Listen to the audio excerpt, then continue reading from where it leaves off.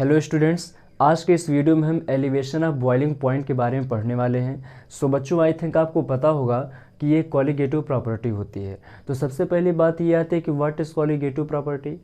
किसी भी सॉल्यूशन की ऐसी प्रॉपर्टी जो नंबर ऑफ सॉल्यूट पे डिपेंड करती हैं कॉलिगेटिव प्रॉपर्टी कहलाती हैं। ठीक है बच्चों, मैंने आपसे क्या बताया, किसी भी सॉल्यूशन की ऐसी प्रॉपर्टीज जो नंबर ऑफ सॉल्यूट पार्टिकल पे डिपेंड करती हैं वो क्या कहलाती हैं, कॉलिगेटिव प्रॉपर्टी कहलाती हैं। सो बच्चों, अगर कहा जाए एलिवेशन ऑफ बॉइलिंग पॉइंट ये कॉलिगेटिव प्रॉपर्टी कैसे है, तो अभी आपको मैं प्रूव करके दिखा दूंगा। ठीक है, आइए ध्यान से देखते हैं कि आखिर हम क्या पढ़ने वाले हैं इस हेडिंग में। ठीक है, सो मैं यहाँ पे कुछ लिख रहा हूँ, ध्यान से देखिएगा। When we add non volatile solute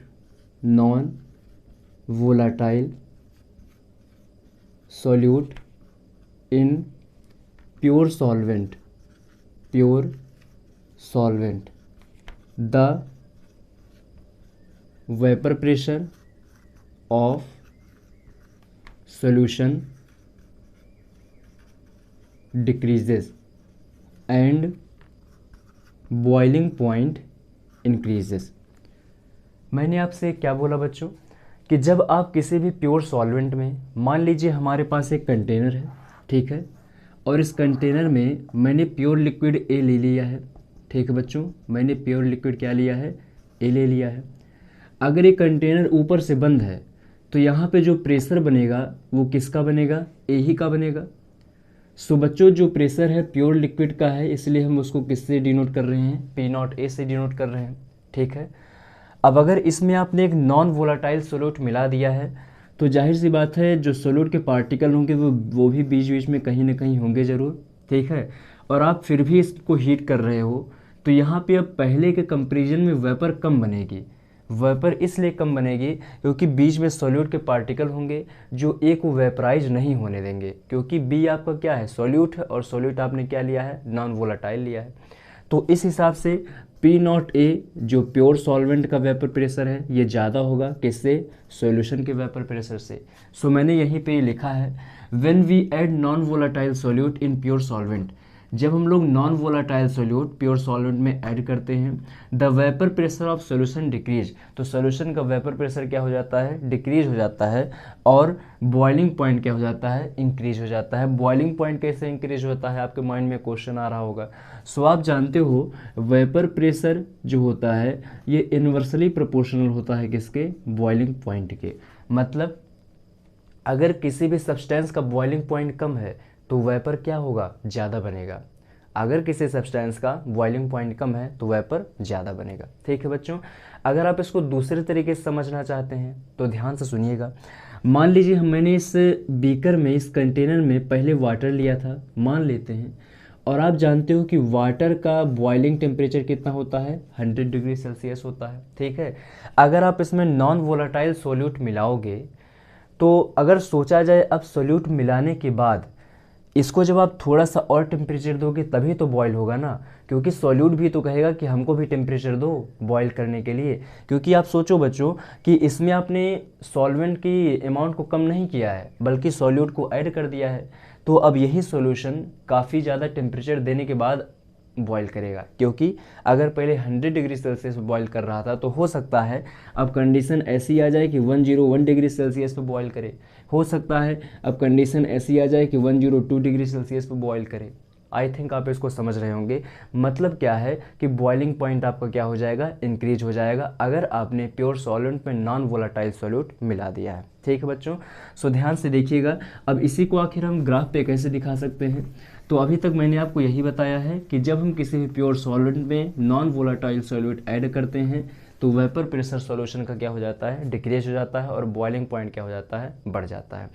सो सबसे पहली बात ये आती है कि व्हाट इज़ बॉइलिंग पॉइंट, क्योंकि अगर आप उसको समझेंगे तभी आप ग्राफ को अच्छे से समझ सकते हैं। ठीक है, देखिए बॉइलिंग पॉइंट की एक डिफिनीशन और भी होती है। जैसे आप लोग बचपन से यही पढ़ते आ रहे होंगे कि बॉइलिंग पॉइंट वो टेम्परेचर होता है जिस पे कोई भी सब्सटेंस बॉईल करने लगता है, लेकिन बॉइलिंग पॉइंट की एक और डिफिनीशन होती है। ठीक है, वो टेम्परेचर जिसमें वेपर प्रेशर जो उस कंटेनर में है वो किसके इक्वल हो जाए, एटमॉस्फेरिक प्रेशर के इक्वल हो जाए। ठीक है बच्चों, मैंने आपसे क्या बताया कि वो टेम्परेचर जिस पर कंटेनर का जो वेपर प्रेशर है वो किसके इक्वल हो जाए, एटमॉस्फेरिक प्रेशर के इक्वल हो जाए। तो जिस टेम्परेचर पे ये हो रहा है वो आपका क्या कहलाएगा, बॉइलिंग पॉइंट कहलाएगा। कुल मिला जुला के कहने का क्या मतलब है कि एटमॉस्फेरिक प्रेशर वेपर प्रेशर के इक्वल हो जाना चाहिए। ठीक है बच्चों, मैंने इधर साइड वेपर प्रेशर दिखाया और इधर साइड मैंने दिखाया टेम्परेचर को। ठीक है, टेम्परेचर इधर इंक्रीज हो रहा है, वेपर प्रेशर आपका इधर साइड इंक्रीज हो रहा है। और बच्चों ऊपर यहाँ पे मैंने मान लिया है कि 1 atm यहाँ पे हमको मिलता है। ठीक है, अगर मैंने पहली कंडीशन में प्योर सॉल्वेंट लिया है तो प्योर सॉल्वेंट के लिए अगर आप धीरे धीरे टेम्परेचर बढ़ाओगे तो वेपर प्रेशर धीरे धीरे क्या होगा, इंक्रीज होगा। ठीक है, ये किसके लिए मैंने लिया है, सॉल्वेंट के लिए।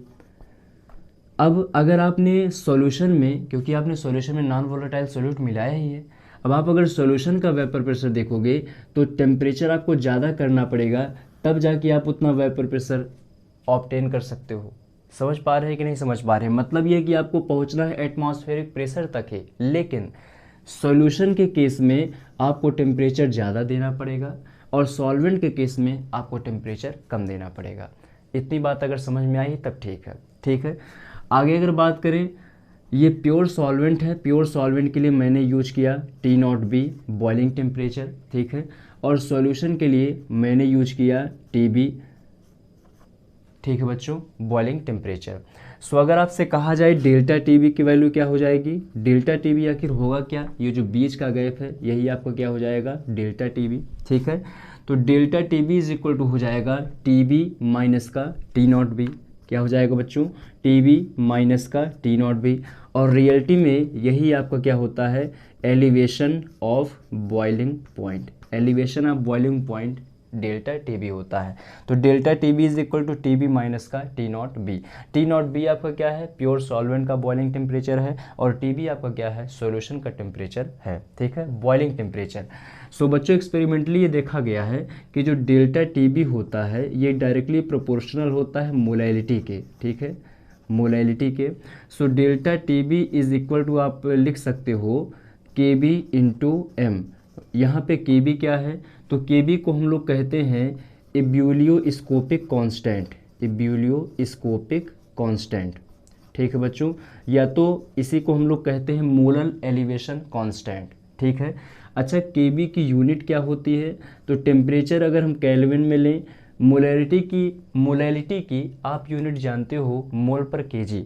सो इधर अगर आएगा तो केल्विन केजी पर मोल हो जाएगा। ठीक है बच्चों, सो इस हिसाब से KB की यूनिट क्या हो गई, केल्विन केजी पर मोल।